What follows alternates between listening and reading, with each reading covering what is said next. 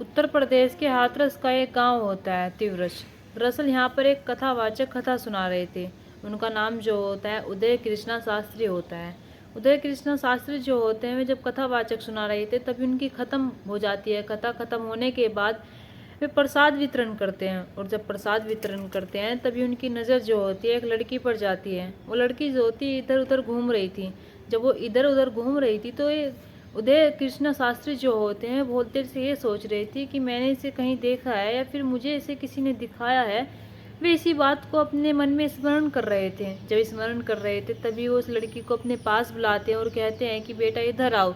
उस लड़की की जो उम्र होती है वो 21 साल होती है। वो लड़की को जब अपने पास बुलाते हैं तो उससे कहते हैं कि तुम कहाँ रहती हो।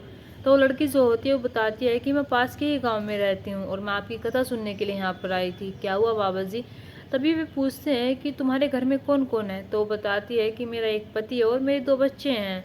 जब कथावाचक इसकी ये बात सुनते हैं तो बात सुनने के बाद वे उसके बारे में जानने की कोशिश करते हैं। वो सारी बातें बताती है और सारी बातें इत्मीनान से बताती है। इत्मीनान से उसकी सारी बातें सुनने के बाद जो उदय कृष्णा शास्त्री होते हैं जब ये लड़की चली जाती है तभी अपने 2 अनुयायी को बुलाते हैं और उन्हें बुलाने के बाद उनसे कहते हैं कि इस लड़की के बारे में पूरी जानकारी चाहिए मुझे। तुम इसके बारे में सारी जानकारी निकाल कर लेकर आओ। वे 2 अनुयायी जो होते हैं वे उस लड़की के पीछे पीछे जाते हैं। पीछे पीछे जाने के बाद उसके गांव तक पहुंच जाते हैं और गांव तक पहुंचने के बाद उसके बारे में जानने की कोशिश करते हैं और उसके बारे में पूछते हैं। तभी उन्हें वहां से एक ऐसी कहानी पता चलती है, एक ऐसी घटना पता चलती है जिसे सुनकर उदय कृष्ण शास्त्री जो होते हैं वे चौंक जाते हैं और सोचने लगते हैं कि आखिरकार ये हो तो हो कैसे सकता है। तभी उदय कृष्ण शास्त्री जो होते हैं पुलिस वालों को कांटेक्ट करते हैं और उनसे कहते हैं कि जो आज से 7 साल पहले लड़की मर चुकी थी वो अब जिंदा है और जिसके कत्ल के जुर्म में कोई व्यक्ति अंदर गया हुआ है वो बेकसूर है।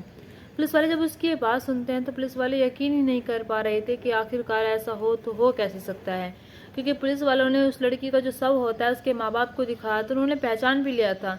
तो फिर वो आग जिंदा कैसे हो सकती है। चलिए तो बिना देरी के इस घटना को शुरू करते हैं कि क्या होता है इस घटना में। नमस्कार, आदाब, सत श्री अकाल, हर हर महादेव। मेरा नाम रूपा है और आज की ये घटना उत्तर प्रदेश के अलीगढ़ की। दरअसल गंटोली गांव एक गोंडा थाना क्षेत्र के अंतर्गत आता है जहां पर एक व्यक्ति रहता था। उस व्यक्ति का जो नाम होता है वो नाम होता है पंकज उर्फ भोला। पंकज जो होता है एक हिस्ट्री सीटर होता है यानी कि एक बदमाश होता है। तभी एक 27 मई सन 2015 को अपनी न्याय पेशी के लिए फिरोजाबाद से जा रहा था। जब फिरोजाबाद से जा रहा था तो एक रोडवेज बस में जा रहा था और वहीं से जब ये रास्ते से गुजर रहा था तभी 12 बदमाश जो होते हैं पुलिस वालों पर हमला कर देते हैं। पुलिस वाले भी इसके साथ होते हैं जब न्याय पेशी के लिए इसे ले जा रहे थे। उसमें कई पुलिस वाले जो होते हैं घायल हो जाते हैं और 2 मर जाते हैं और जो ये पंकज भोला होता है इसे 12 बदमाश जो होते हैं छुड़ा कर ले जाते हैं। और जब इसे छुड़ा कर ले जाते हैं और पुलिस वालों के हाथ से एक बदमाश छूट जाता है तो मीडिया वाले जो होते हैं उनकी धज्जियां उड़ा देते हैं। और मीडिया वाले जो होते हैं वे कहते हैं कि कितनी शर्म की बात है कि इतने सारे पुलिस वालों में से एक बदमाश कैसे छूट कर चला गया और दिन दहाड़े वो इनकी नाक के नीचे से निकल कर चला गया। अब पुलिस वाले जो होते हैं बड़ी शर्मिंदगी महसूस करते हैं। जब बड़ी शर्मिंदगी महसूस करते हैं तभी पुलिस वाले जो होते हैं पंकज भोला पर 50,000 का इनाम रखते हैं और कहते हैं कि जिसने भी इसके बारे में बताया हम उसे 50,000 रुपये देंगे। अब पुलिस वाले जो होते हैं सोच रहे थे कि कोई ना कोई तो खबर आएगी और किसी न किसी दिन तो मिल ही जाएगा। तभी 9 अगस्त सन 2015 को खबर आती है, कोई बताता है कि जो पंकज भोला जो है बाइक पर जा रहा है। पुलिस वाले जो होते हैं मौके पर पहुंचते हैं। मौके पर पहुंचने के बाद जैसे ही मुठभेड़ कर रहे होते हैं यानी कि उसे पकड़ रहे होते हैं तो वो गोली चला देता है पुलिस वालों पर। वो गोली चलाने के बाद पुलिस वाले जो होते हैं उसे मार देते हैं और मार देने के बाद अब पुलिस वालों के मन में एक ही सवाल था कि आखिरकार वे 12 बदमाश कौन थे जो इसे छुड़ाने आए थे।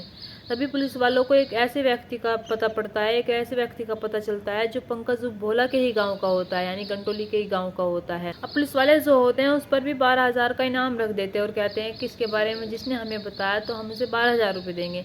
तभी 19 अगस्त 2015 को ये जो विष्णु गौतम होता है, इसका नाम विष्णु गौतम होता है, विष्णु पंडित, उसे भी पकड़ लेते हैं। पकड़ लेने के बाद उससे पूछताछ करते हैं और देखने लगते हैं कि ये इसके ऊपर कितने केस चल रहे हैं। तभी जब केस की सूची निकालते हैं तो उसके ऊपर बहुत सारे केस थे, चाहे वो डकैती का हो, चाहे वो चोरी का हो, चाहे वो पुलिस के साथ मुठभेड़ करने का हो। उसमें से एक केस ऐसा निकल कर आता है जो कि पुलिस वालों की भी होश उड़ जाते हैं। एक केस जो होता है वो 17 फरवरी सन 2015 को, ये जो विष्णु पंडित होता है यानी कि विष्णु गौतम होता है, जो एक अपनी गांव की ही लड़की को अपहरण कर लेता है। अपहरण कर लेने के बाद उसका आज तक कोई पता नहीं होता।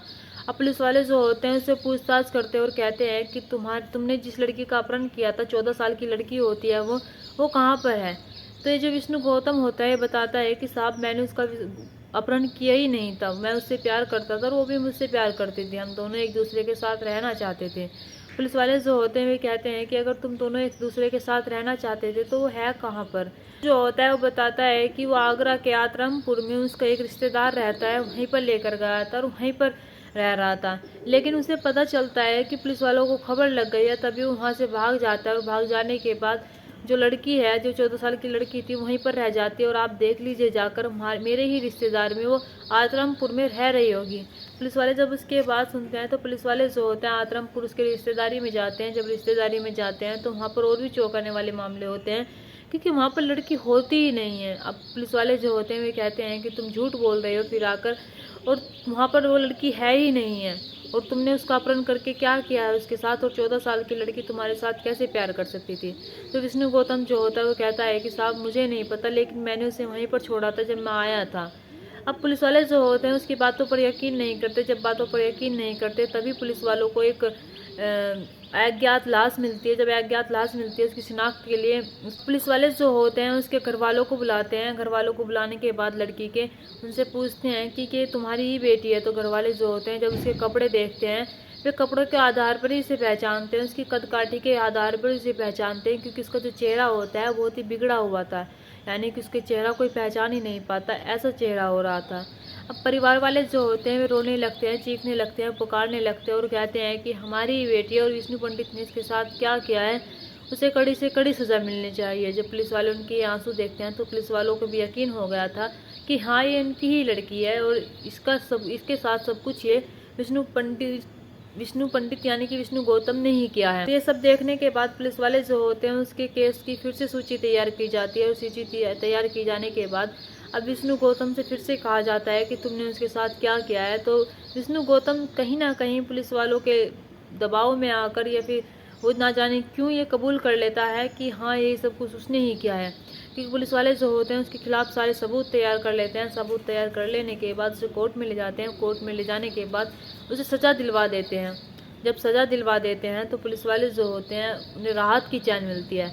अब जैसे सन 2019 में वो बेल को अप्लाई करता है, जब बेल के लिए अप्लाई करता है तो उसे बेल मिल जाती है। बेल मिल जाने के बाद जैसे ही वो बाहर आता है, बाहर आने के बाद वो फिर से यही सब करने लगता है और वो ना ही अपनी बेल पूरी होने के बाद फिर से जेल में जाता है। पुलिस वाले जो होते हैं उनमें एक कानून होता है, अगर बेल पर कोई व्यक्ति घर फिर से जेल ना जाए तो उनके घर के जो कुड़की होती है वो बोल जाती है। और जो इसकी विष्णु पंडित के घर में सिर्फ इसकी माँ रहती थी, इसके पिता का देहांत हो चुका था।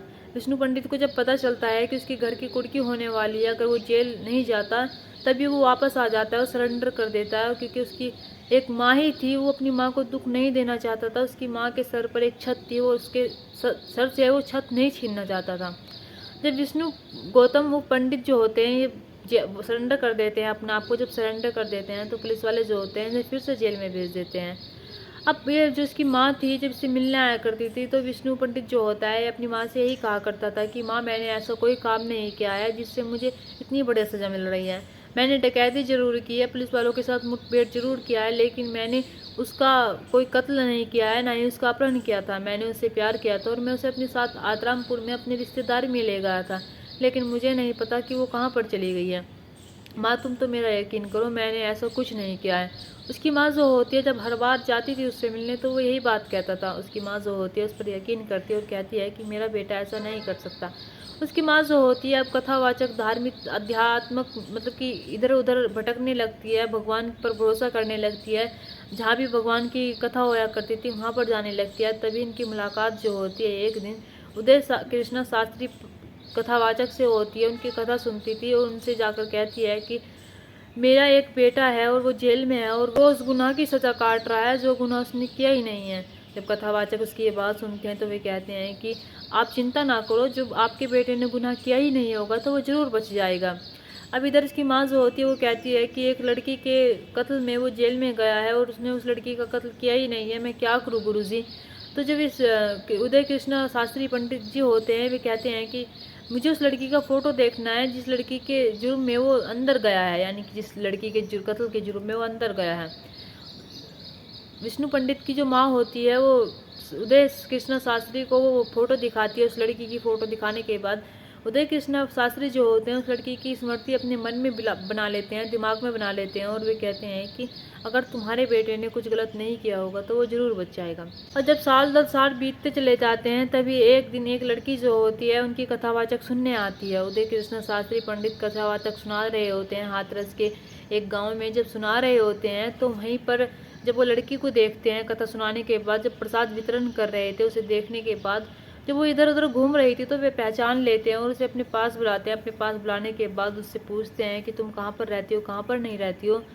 और उसके बारे में जानकारी प्राप्त करने के बाद जब वे अपने 2 अनुयायी को भेजते हैं उसके गांव पता करने के लिए कि ये कौन है, आखिरकार कहाँ से आई है, तभी वे अनुयायी जो होते हैं जब उसके गाँव जाते हैं। गाँव जाने के बाद वहाँ पर जाकर पूछताछ करते हैं तो उन्हें पता चलता है कि उस लड़की के 2 नाम हैं। उस लड़की का यहाँ पर कुछ और नाम है और पहले कुछ और नाम था।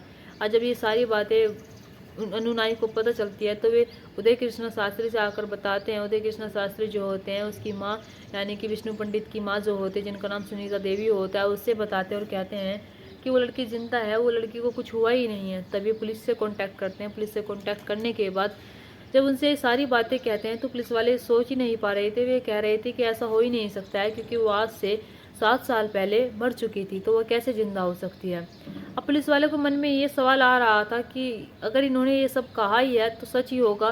तो वे फिर से एक बार अपनी तसल्ली करने के लिए उस गांव जाते हैं। उस गांव का नाम जो होता है नांगला होता है, वहाँ पर जाते हैं। वहाँ पर जाने के बाद वहाँ पर देखते हैं, उस लड़की के घर जाते हैं तो वाकई में वो लड़की वही होती है। उसे उठाकर लेकर आते हैं, गिरफ्तार करते हैं। गिरफ्तार करने के बाद उसे गोंडा थाना क्षेत्र में लाया जाता है। वहाँ पर लेकर आने के बाद उससे पूछताछ की जाती है। उससे पहले उसके माता पिता जो होते हैं, उसके 2 भाई होते हैं, एक बहन होते हैं, उन्हें बुलाया जाता है। उन्हें बुलाने के बाद उनसे पूछा जाता है कि ये तुम्हारी लड़की है। तो वे कहते हैं कि हाँ हमारी ही बेटी है। वे ये कबूल कर लेते हैं कि आज से पहले जो उन्होंने देखा था किसी लड़की को मरी हुई को, वो उनकी लड़की नहीं थी। अब पुलिस वाले सोचने कहते हैं कि तुमने ऐसा किया क्यों। अब बताया ये भी जाता है सन 2020 में जब कोरोना काल चल रहा था तो लड़की जो होती है अपने घर वालों को फ़ोन करती है, उनसे राजी खुशी पूछने के लिए करती है। उनसे कहती है कि आप सब ठीक तो हैं। जब उनका फ़ोन जाता है उस लड़की का अपने माँ बाप को, तो उसके माँ बाप जो होते हैं वे चौंक जाते हैं। चौंक जाने के बाद वे सोचने लगते हैं कि जिसके जुर्म में विष्णु पंडित जेल काट रहा है वो जिंदा भी है। अब अगर वो ये बात पुलिस वालों को बताते तो वे सोच रहे थे वे खुद फंस जाएंगे, इसलिए वे कुछ नहीं कहते हैं। वे सोचते हैं कि जैसा चल रहा है ऐसे ही चलने देते हैं। अब इधर जब ये सारी बातें वे कहते हैं तो पुलिस वाले जो होते हैं वे कहते हैं कि तुम्हें आकर हमें बताना चाहिए था। अब इधर ये लड़की जो होती है इससे पूछा जाता है कि अगर तुम विष्णु पंडित से प्यार करती थी और उसके साथ वहाँ पर गई थी इसकी रिश्तेदारी में, तो तुम कहाँ पर चली गई थी। लड़की जो होती है वो बताती है कि जब वो आत्रमपुर में रह रही थी तभी वहाँ उसकी एक लड़के से मुलाकात होती है। जब उस लड़के से मुलाकात होती है तो उसे उससे प्यार हो जाता है। दोनों जो होते हैं एक दूसरे से प्यार करने लगते हैं और अपना इजहार कर देते हैं। इजहार करने के बाद वो लड़का जो होता है वो नांगला चौका का रहने वाला होता है। वो उससे कहता है कि मैं तुमसे शादी करना चाहता हूँ। इधर ये लड़की जो होती है ये भी उससे प्यार करती थी और विष्णु पंडित की राह इसने आज तक देखी थी, बहुत दिनों से देख रही थी। जब कई दिनों से विष्णु पंडित लौट कर नहीं आता तो ये सोचती है कि मैं अपनी नई ज़िंदगी गुजारूँ, अपनी नई ज़िंदगी बसाऊँ। तभी जब उससे प्यार करने लगती है तो उससे शादी कर लेती है। शादी कर लेने के बाद ना ही अपने रिश्तेदारों से बात करती है, ना ही अपने माँ बाप से बात करती है और ना ही किसी से बात करने की कोशिश नहीं करती। उसका जो पति होता है वो भी इनकार कर देता है और कह देता है कि तुम्हें किसी से बात करने की कोई ज़रूरत नहीं है, हम दोनों एक दूसरे के साथ खुश रहेंगे और आराम से रहेंगे। लड़की जो होती है उस लड़के के साथ ज़िंदगी जो होती है आराम से गुजारने लगती है। इसके 2 बच्चे भी हो जाते हैं। जब 2 बच्चे भी हो जाते हैं इधर ये सन 2020 में ही अपने माँ बाप को कॉल करती हैं और उसके 1.5 साल बाद यानी कि दिसंबर सन 2022 को इसे गिरफ्तार किया जाता है और इससे पूछताछ की जा रही थी। अब जब ये सारी बातें पुलिस वालों के सामने कहती है तो पुलिस वाले जो होते हैं वे सोच ही नहीं पा रहे थे। उन्हें पता ही नहीं लग रहा था कि आखिरकार इतनी बड़ी गलती कैसे हो सकती है। लेकिन इधर रही विष्णु पंडित की बात, तो विष्णु पंडित जो होते हैं उस पर बहुत सारे केस ऐसे ही लगे हुए थे, चाहे वो पुलिस के साथ मुठभेड़ का हो या डकैती का हो या फिर कोई सा भी केस हो। अगर ये अपहरण का केस और उसके जुर्म सर से कत्ल का केस हट जाता है लेकिन उसे जेल से रिहा तो नहीं किया जा सकता। उसे केस को देखा जाता है और केसों को देखा जाने के बाद उसके बारे में पता किया जा रहा था और पता करने के बाद उसे फिर से जेल में डाल दिया जाता है। अब यहाँ पर ये लड़की जो होती है अपने अच्छे भविष्य के लिए किसी और के साथ चली जाती है, और इधर ही जो विष्णु पंडित होता है इसके जुर्म में आज तक सज़ा काट रहा था। इधर इसकी माँ को भी तसल्ली हो जाती है कि उसके बेटे को अब इतनी बड़ी सज़ा नहीं मिलेगी जितनी बड़ी उसे कत्ल के जुर्म में मिलती। अब उसका बेटा जो है कुछ दिन तक, कुछ साल तक ही जेल में रहेगा, शायद वो छूट जाएगा। अब उसकी माँ को ये आस रहती है, लेकिन उसकी माँ भी हार नहीं मानती। माँ तो माँ होती है, वो हर जगह जाती है, हर भगवान के मंदिर जाकर माथा टेकती है और कथावाचक से मिलकर उस कथावाचक को फोटो दिखाती है, और इत्मीनान से वो जो लड़की होती है वहीं पर पहुंच जाती है। और पुलिस वाले जब इस केस के बारे में इतनी सारी जानकारी सुनते हैं तो वे खुद ही नहीं सोच पा रहे थे कि आखिरकार ऐसा कैसे हो सकता है। दोस्तों, इस घटना को सुनाने का मकसद मेरा आपका दिल दुखाना नहीं था, आपको परेशान करना नहीं था, आपको घटना के बारे में बताना था और आपको सचेत करना था। आप अपने परिवार के साथ खुश रहिए। नमस्कार।